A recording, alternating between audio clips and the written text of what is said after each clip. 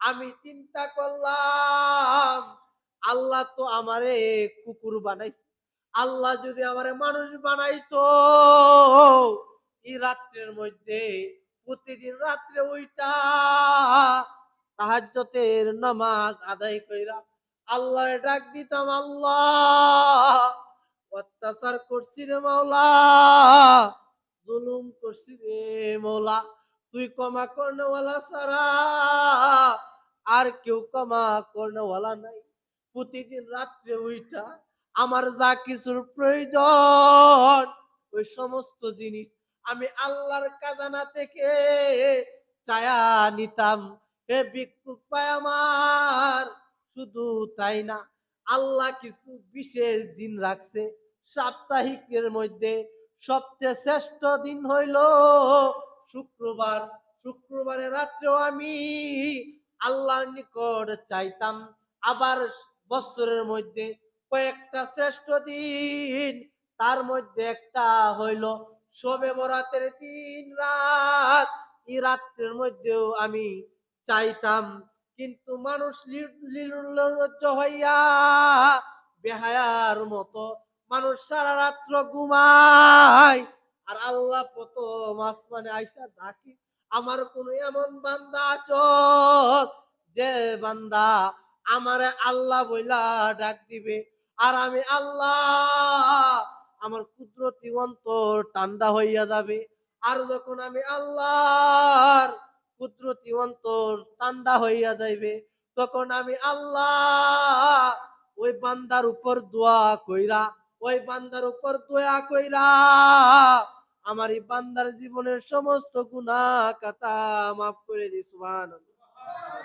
বলতেছে কুকুরে বাইরে, মানুষ কিভাবে রাত্রে, আমি যদি মানুষ হইতাম সারা রাত্র ইবাদত বন্দেগি করতাম, আর মানুষ হইয়া কিভাবে রাত্রে ঘুমাই, শেষ রাইতে কি কারণে উঠে না, এই কারণে আমি নির্লজ্জ লোকগুলি রে গেউ গেউ করে বুঝাই। হে নির্লজ্জ মানুষগুলি, বরকতময় রাত্র, উইটা একটু ঠান্ডা পানি দিয়া উজু কইরা আল্লাহর নিকট একটু দোয়া কর। আর এই মানুষগুলি দোয়া না কইরা সারা রাত্র ঘুমায়। নাউজুবিল্লাহ কইতেন না? এই কারণে আমি কুকুর নির্লজ্জ গুলিরে ধিক্কার দেওয়ার জন্য রাত্রে আমি গেউ গেউ করি। সুবহানাল্লাহ কইতেন না? এই জন্য ভাই আর অল্প বয়ান করে ছেড়ে দিতেছি, কারণ কথার নাম আলোচনা করলে সারা রাতে আলোচনা করা যায়। এই জন্য ভাই, এটা হইলো কি রাত না ভাই? এটা শবে বরাতের রাত। হ্যাঁ, এই যে ভাই আমরা যে আজকে আলোচনা শুনতেছি, নফল নামাজ পড়লাম, হ্যাঁ, আমাদের ভাগ্যটা ভালো বিদায় আল্লাহ আমারে আপনারে এই রাতের 9টার উপরে বাজতেছে, এই রাত্রের মধ্যে আল্লাহ আমারে আপনারে বসায় রাখছে। কারণ ভাই, হাসরের ময়দানে যদি আমি আপনি জাহান্নামী হয়ে যাই, তো আল্লাহর কাছে বলতে পারলাম, আল্লাহ আমার কোনো ফুজি নাই আল্লাহ, কিন্তু আল্লাহ গো, আমি এই শবে বরাতের দিনটা রাতটারে পাই আল্লাহ, কিছু আলোচনা করছি আল্লাহ, কিছু ইবাদত বন্দিগি আল্লাহ করার চেষ্টা করছি আল্লাহ, যতটুকু পারছি আল্লাহ, এই উসিলা কইরা আল্লাহ আমার আমল নামায় আল্লাহ নাড়া দিও না। কারণ আল্লাহ, আপনি যদি মওলা আমার আমল নামা নাড়া দেন রে আল্লাহ, আল্লাহ আপনি যদি আল্লাহ আমার আমল নামার কাতা উল্টান আল্লাহ, জাহান্নাম ছাড়া আল্লাহ আর কোন রাস্তা নাই রে মওলা, আল্লাহ আপনি আমার আমল নামায় নাড়া দিয়েন না রে মওলা। পিছনে মওলা যা করছি আল্লাহ, তুমি তো মওলা গাফফার, তুমি তো মওলা রহমান রে মওলা।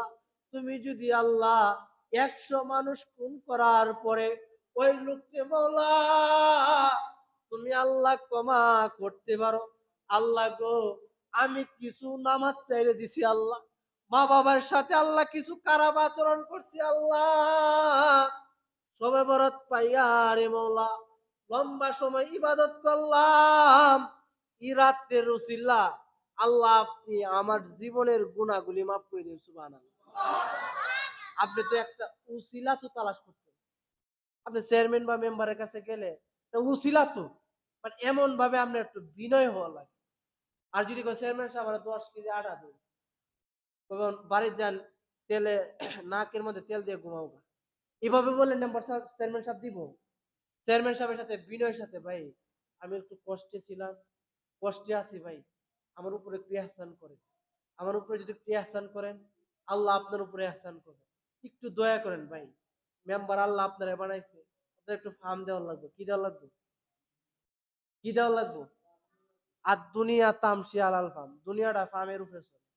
এই জন্য ভাই আল্লাহর কাছে একটু কাকুতি মিনতি করা লাগবে। আল্লাহ, ভুল করছি, অন্যায় করছি, এই রাত্রে আল্লাহ আপনি আমাদেরকে মাফ করো। কি করো ভাই? আল্লাহর কাছে একটু কাকুতি মিনতি করা লাগবে। এই কাকুতি মিনতিটা আমি পারতাম না ভাই। আল্লাহরে বলা যায় আল্লাহ যা করছি পিছনে সব ভুল করছি। ভাই আমরা তো মানুষ, আমাদের তো ভুল হইতেই পারে। আমরা তো ভুল করাম, আবার ক্ষমা চাইম, আবার আল্লাহ কি করবো? ক্ষমা করবো। এই জন্য আমরা আল্লাহর নিকট ক্ষমা চাইতে পারবো না ইনশাআল্লাহ। আমরা আল্লাহর নিকট ক্ষমা চাইবো। দেখেন ভাই, 100 মানুষ হত্যা করছে, কয়শো ভাই? আর একটু জোরে বলেন, কয়শো? 100 মানুষ হত্যা করার পরেও এই লোকটারে যদি আল্লাহ মাফ করতে পারে, তাহলে আপনারা এই বাধা ভাড়াতে একটা লোক দেখান যে ওই লোকটা 100 মানুষ হত্যা করছে। এমন লোক আছে মনে হয়?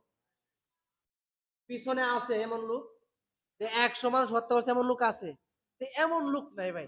আমার আপনার জীবনে হয়তো আপনার কিছু আপনার সম্পদ অন্যায় ভাবে নষ্ট করছি, না হইলে নামাজ কিছু ছাইড়া দিছি, না হইলে রোজা কিছু ছাইড়া দিছি, আর কিছু নামাজ ছেড়ে দিছি। আল্লাহ বলে বান্দা রে, 100 মানুষ হত্যা করার পরে ওই লোকটাও যদি আমার কাছে তওবা করার পরে ওই লোকটা যদি আমার কাছে মাফ চায়, আর আমি যদি আল্লাহ ওই লোকটারে মাফ করে দিতে পারি, যে বান্দা তুই কিছু নামাজ ছাড়ছ, কিছু ইবাদত বন্দি ছাইড়া দিছ, 100 হত্যা করার পরে এই লোকটা যদি আমি মাফ করতে পারি, তুই কিছু নামাজ ছাইড়া দিছস, তোরে কি আমি আল্লাহ মাফ করতে পারবো না? সুবহানাল্লাহ কইতেন না? আল্লাহর নবী সাল্লাল্লাহু আলাইহি ওয়াসাল্লাম উম্মত রে বুঝায়, উম্মত রে কিছু নামাজ চাচ্ছস তাই তো। আল্লাহর নবীর সাহাবায়ে কেরাম বলতেছে, আল্লাহর নবী গো, নিয়মিত ভাবে ঈমান আমল আল্লাহ হেফাজত করতে পারি না, নিয়মগুলি ভালোভাবে মেনে আমল করতে পারি না। আল্লাহর নবী আমাদেরকে আল্লাহ মাফ করব কিনা? আল্লাহর নবী সাহাবী তার উম্মতকে বুঝায়, উম্মত পেরেশানি নাই। হ্যাঁ, আল্লাহর দয়া হইল সমুদ্রের পানির সমতুল্য। এই কারণে আল্লাহর নবী একটা কিতাবে একটা ঘটনা আনছে যে আল্লাহ কি পরিমাণ দয়ালু। আল্লাহর নবী সাল্লাল্লাহু আলাইহি ওয়াসাল্লাম উম্মতকে বুঝাই, উম্মত রে, বনি ইসরাইলের জমানায় এমন একটা লোক আসিল, যে লোকটা 99টা হত্যা